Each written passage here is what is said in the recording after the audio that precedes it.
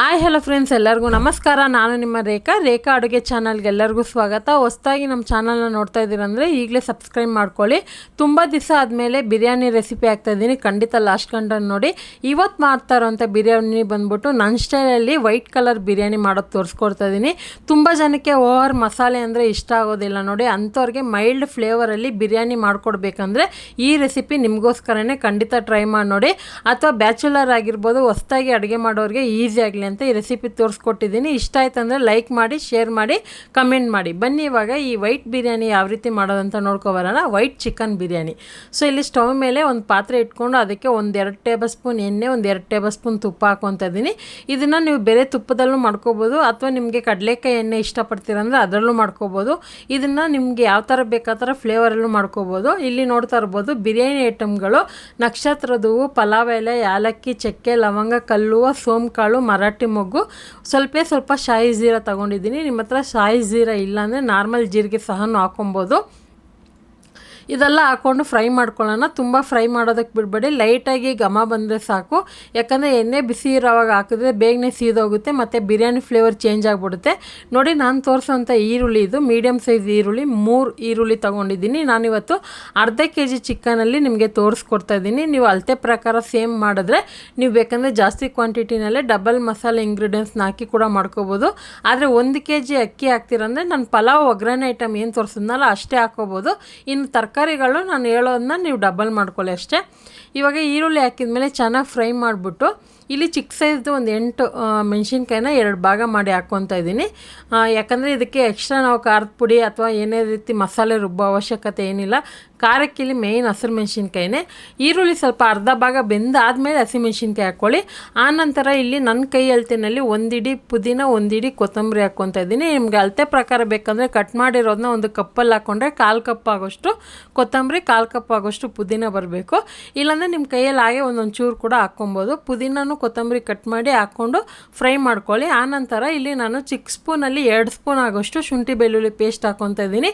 Table ಸ್ಪೂನಲ್ಲಂದರೆ 1 table spoon ಆಗೋಷ್ಟು ಹಾಕ್ಕೊಳ್ಳಿ. ಶುಂಠಿ ಬೆಳ್ಳುಳ್ಳಿ ಪೇಸ್ಟು ಯಾವುದೇ ರೀತಿ ಅಂಗಡಿದು ಯೂಸ್ ಮಾಡಿದ್ರೆ ನಿಮಗೆ ಒರಿಜಿನಲ್ ಬಿರಿಯಾನಿ ಫ್ಲೇವರ್ ಬರೋಲ್ಲ. ಫ್ರೆಶ್ ಆಗಿ ರುಬ್ಬಿರೋಂಥ ಶುಂಠಿ ಬೆಳ್ಳುಳ್ಳಿ ಪೇಸ್ಟ್ ಯೂಸ್ ಮಾಡಿದ್ರೆ ನಿಮಗೆ ಆ ಬಿರಿಯಾನಿ ಫ್ಲೇವರ್ ಗೊತ್ತಾಗೋದು. ಖಂಡಿತ ಟ್ರೈ ಮಾಡಿ ನೋಡಿ. ಟೈಮ್ ಇಲ್ಲ ಅಂದರೆ ನೀವು ಬೇಕಂದರೆ ರೆಡಿಮೇಡ್ ಶುಂಠಿ ಬೆಳ್ಳುಳ್ಳಿ ಪೇಸ್ಟ್ ಹಾಕ್ಕೋಬೋದು. ಆನಂತರ ಇದಕ್ಕೆ ಒಂದೇ ಒಂದು ಟೊಮೊಟೊ ಹಾಕ್ಕೊತಾ ಇದ್ದೀನಿ. ಹಾಕಿಲ್ಲ ಅಂದ್ರೆ ನಡೀತೆ, ಒಂದೇ ಒಂದು ಟೇಸ್ಟ್ಗೋಸ್ಕರ ಹಾಕ್ಕೊತಾ ಇದ್ದೀನಿ. 1 ಟೇಬಲ್ ಸ್ಪೂನ್ ಮೊಸರು ಹಾಕ್ಕೊತಾ ಇದ್ದೀನಿ. ಹಾಗೆ ರುಚಿಗೆ ತಕ್ಕಷ್ಟು ಉಪ್ಪು ಹಾಕ್ಕೊತಾ ಇದ್ದೀನಿ.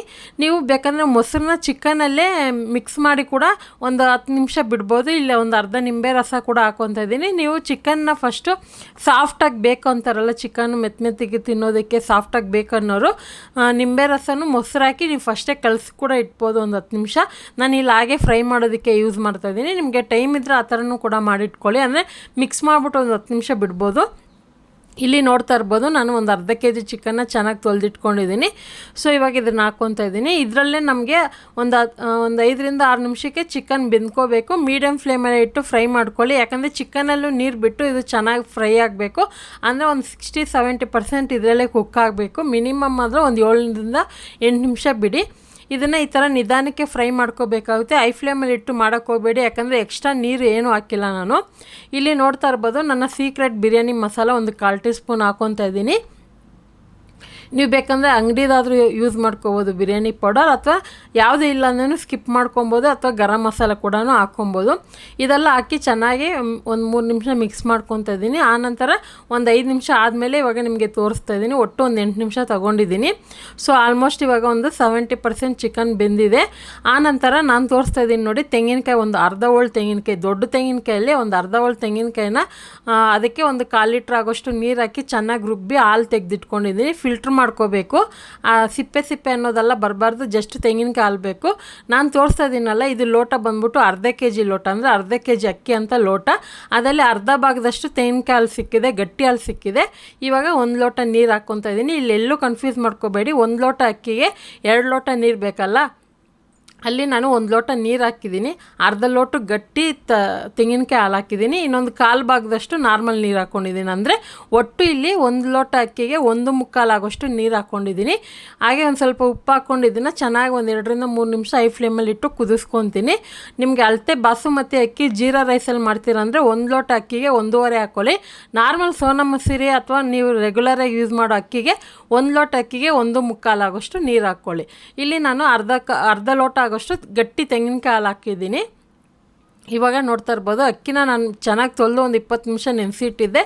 ಸೊ ನಾನು ಯಾವಾಗೂ ವೆರೈಟಿ ರೈಸ್ಗಳು ಮಾಡಿದಾಗ ಬುಲೆಟ್ ರೈಸ್ ಅಥವಾ ಕೋಲಮ್ ರೈಸೇ ಯೂಸ್ ಮಾಡೋದು. ಯಾಕಂದರೆ ನಮಗೆ ಅದು ಹೋಟೆಲ್ ರೆಸ್ಟೋರೆಂಟ್ಗಳಲ್ಲಿ ಸಿಗೋ ಥರನೇ ಟೇಸ್ಟು ಸಿಗುತ್ತೆ. ಅದೇ ಥರ ಪಕ್ಕ ಉದ್ರಾಗಿ ಸಾಫ್ಟಾಗಿ ಬರುತ್ತೆ. ಅಕ್ಕಿನ ಚೆನ್ನಾಗಿ ಆ ಬಿಳಿ ಅಂಶ ಹೋಗೋ ಥರ ಚೆನ್ನಾಗಿ ತೊಳಿಬೇಕು. ಒಂದು 3 ಸರಿ ತೊಳೆದ್ಮೇಲೆ ಅದನ್ನು ನೆನೆಯಾಕಬೇಕು. ಆವಾಗ ಬಿರಿಯಾನಿ ಆಗ್ಬೋದು ಅಥವಾ ವೆರೈಟಿ ರೈಸ್ ಆಗ್ಬೋದು, ಅದು ಗಂಜಿ ಬಿಟ್ಕೊಳ್ಳಲ್ಲ, ಉದ್ರಾಗಿ ಸಾಫ್ಟಾಗಿ ಬರುತ್ತೆ. ಇವಾಗ ನೋಡ್ತಾ ಇರ್ಬೋದು, ಐ ಫ್ಲೇಮಲ್ಲಿ ಇಟ್ಟು ಒಂದು 5 ನಿಮಿಷ ಚೆನ್ನಾಗಿ ಕುದಿಸಿದ್ದೆ. ಯಾಕಂದರೆ ಐ ಫ್ಲೇಮಲ್ಲಿ ಇಟ್ಟು ಕುದಿಸ್ಬೇಕು. ಆವಾಗ ಅಕ್ಕಿ ಕೂಡ ಒಂದು ಅರ್ಧ ಭಾಗ ಬೆಂದಿರುತ್ತೆ. ಆನಂತರ ಏನು ಮಾಡಬೇಕಂದ್ರೆ ಉಪ್ಪು ಖಾರ ಎಲ್ಲ ಚೆಕ್ ಮಾಡ್ಕೊಳ್ಳಿ. ಯಾಕಂದರೆ ಇಲ್ಲಿ ನಾನು ಎಕ್ಸ್ಟ್ರಾ ಖಾರ ಹಾಕಿಲ್ಲ, ಮೈಲ್ಡಾಗಿರುತ್ತೆ. ಇವಾಗ ಲೋ ಫ್ಲೇಮಲ್ಲಿ ಇಟ್ಬಿಡ್ತೀನಿ, ಅಂದರೆ ಸಿಮ್ಮಲ್ಲಿ ಇಟ್ಬಿಟ್ಟು ಒಂದು 20 ನಿಮಿಷ ಯಾವುದೇ ಕಾರಣಕ್ಕೂ ಟಚ್ ಮಾಡಲ್ಲ, ಒಂದು 20 ನಿಮಿಷ ದಮ್ ಕಟ್ಬಿಡ್ತೀನಿ. 20 ನಿಮಿಷ ಆದಮೇಲೆ ಓಪನ್ ಮಾಡಿ ಇವಾಗ ನಿಮಗೆ ತೋರಿಸ್ತಾ ಇದ್ದೀನಿ. ನೋಡ್ತಾ ಇರ್ಬೋದು ಎಷ್ಟು ಸೂಪರಾಗಿ ಬಂದಿದೆ ಅಂತ. ಮಧ್ಯದಲ್ಲಿ ಯಾವುದೇ ಕಾರಣಕ್ಕೂ ಸೌಟ್ ಹಾಕಿ ತಿರ್ಗ್ಸೋಕೆ ಹೋಗಬೇಡಿ. ಇದನ್ನು ನೀವು ಕುಕ್ಕರಲ್ಲಿ ಮಾಡ್ತೀರಂದರೆ ಕುಕ್ಕರಲ್ಲಿ 2 ವಿಸಿಲ್ ಬಿಟ್ಟು ಪೂರ್ತಿ ಗ್ಯಾಸ್ ರಿಲೀಸ್ ಆದಮೇಲೆ ಓಪನ್ ಮಾಡ್ಕೊಳ್ಳಿ. ತಕ್ಷಣ ಮಾಡೋಕ್ಕೆ ಹೋಗಬೇಡಿ. ನಾನು ಪಾತ್ರೆನಲ್ಲೇ ಯಾವಾಗೂ ವೆರೈಟಿ ರೈಸ್ ಮಾಡಿದಾಗ ನಿಮಗೆ ತೋರಿಸೋದು. ಯಾಕಂದರೆ ನನಗೆ ಒರಿಜಿನಲ್ ಏನಿರುತ್ತೆ ಅದೇ ನನಗೆ ಇಷ್ಟ ಆಗೋದು. ನಿಮಗೆ ಬೇಗನೆ ಆಗಲಿ ಅಂತ ಕೆಲವೊಂದು ರೆಸಿಪಿನ ನಾನು ಕುಕ್ಕರಲ್ಲಿ ತೋರಿಸಿರ್ತೀನಿ. ನನಗೆ ತುಂಬಾ ಇಷ್ಟ ಆಗೋದಂದರೆ ಬಿರಿಯಾನಿಯಲ್ಲಿ ತುಂಬ ವೆರೈಟಿ ಹಾಕಿದ್ದೀನಿ. ಅದರಲ್ಲಿ ಇದು ಒಂದು ನನ್ನ ನಾನು ಟ್ರೈ ಮಾಡಿರೋಂಥ ಬಿರಿಯಾನಿ. ಖಂಡಿತ ಇದು ರೇಖಾ ಅಡುಗೆ ಬಿರಿಯಾನಿ. ನೀವು ಕೂಡ ಟ್ರೈ ಮಾಡಿ ನೋಡಿ. ಯಾವುದೇ ರೀತಿ ಮಸಾಲೆ ರುಬ್ಬೋ ಅವಶ್ಯಕತೆ ಇಲ್ಲ. ಸಿಂಪಲ್ಲಾಗಿ ಸೂಪರಾಗಿ ಅಷ್ಟೇ ಉದುರಾಗಿ ಸಾಫ್ಟಾಗಿ ಬಂದಿರುತ್ತೆ.